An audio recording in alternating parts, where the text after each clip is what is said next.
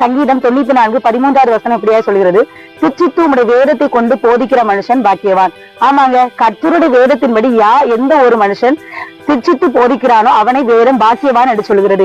இந்த நாட்களில் சிற்சையை கேட்கிறதற்கு கடிந்து கொண்டு ஒரு பாஸ்டரோ ஒரு பாஸ்டமாவோ புத்திமதி சொன்னார்கள், ஆனால் அவர்களை ஏற்றுக்கொள்வதற்கு அவர்களை அங்கீகரிப்பதற்கு கூட இந்த காலகட்டத்தில் யாருக்குமே மனம் இல்லை.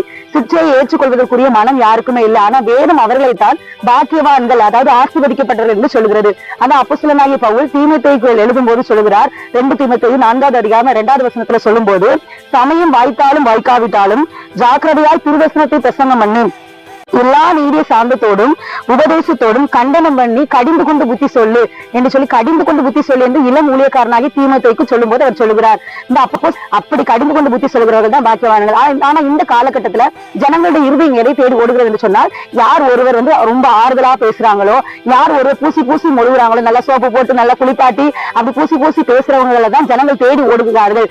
ஆனால் நீங்க நல்லா ஒண்ணு நினைச்சு சிந்திச்சு பார்க்கணும், அப்படி பூசி பூசி மொழிகி உங்களை குளிப்பாட்டி வைப்பாங்கன்னா அதனால உங்களுக்கு எந்த பிரயோஜனமும் இல்ல.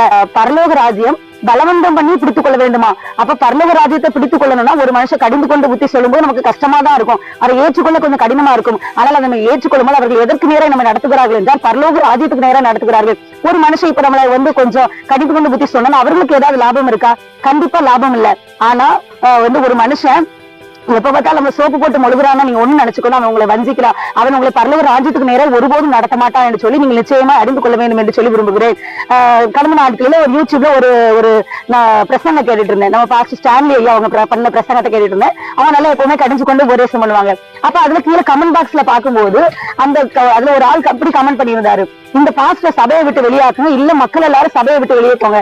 எனக்கு அருமையான தெரிவிச்சுங்க, அப்படிப்பட்ட மைண்ட்ல இருக்கிற உங்களை பார்த்து சொல்லுகிறேன், நீங்க வேணா உங்களை கடிந்து கொண்டு புத்தி சொல்லுகிற பாஸ்டர்ஸ மாத்தலாம், டிரான்ஸ்பர் பண்ணலாம். ஒருவேளை சில சபைகள்ல டிரான்ஸ்பர் சிஸ்டம் இருக்கிறான், டிரான்ஸ்பர் பண்ணலாம், இல்ல நீங்க சபையை விட்டு வெளியேறி போகலாம். ஆனால் நீங்கள் இந்த பூமிக்குரியவர்கள் தான், நீங்கள் ஒருபோதும் பரலோக ராஜ்யத்தை சுதந்திரிக்க முடியாது என்பதை தெரிந்து கொள்ளுங்கள். ஏன்னா அவர்கள் இப்ப ஸ்டான்லி ஐயா கடிந்து கொள்கிறாருன்னா ஸ்டான்லி ஐயாக்கு அதனால எந்த பிரயோஜனம் இல்லை. அவர் உங்களை தேவ ராஜ்யத்துக்கு வருவாய், தேவனோடு உங்களை உறவாட முடியாது, தேவன் கிட்ட உங்களை இழுத்து சேர்க்க முடியாததான் அவர் உங்களை கடிந்து கொள்கிறார் என்பதை நீங்கள் புரிந்து கொள்ள வேண்டும். நீங்கள் வஞ்சிக்கப்பட்டு போகாதபடி கடிந்து கொண்டு புத்தி சொல்கிறவர்களை ஏற்றுக்கொள்ளுங்கள், அவர்களை அங்கீகரித்துக் கொள்ளுங்கள். அவர்களுக்கு கீழே இருந்து அவர்கள் சொல்கிற வார்த்தைகளை நீங்கள் கேட்கும் போது அது நிச்சயமா உங்களுக்கு ஆசீர்வாதமாய் மாறும். வேதம் அவர்களை மனுஷர்கள் ஒருவேளை அவர்களை அங்கீகரிக்க விட்டாலும் தேவன் அவர்களை அங்கீகரித்திருக்கிறார், அவர்களை ஆசீர்வதிக்கப்பட்டவர்களாக பாக்கியவான்களாக மாற்றியிருக்கிறார் என்பதை நீங்களும் அறிந்து கொள்ள வேண்டும் என்று விரும்புகிறேன். கர்த்தர் தாமே இந்த வசனங்களை கொண்டு உங்களை ஆசீர்வதிப்பாராக. ஆமென். Thank you. God bless you.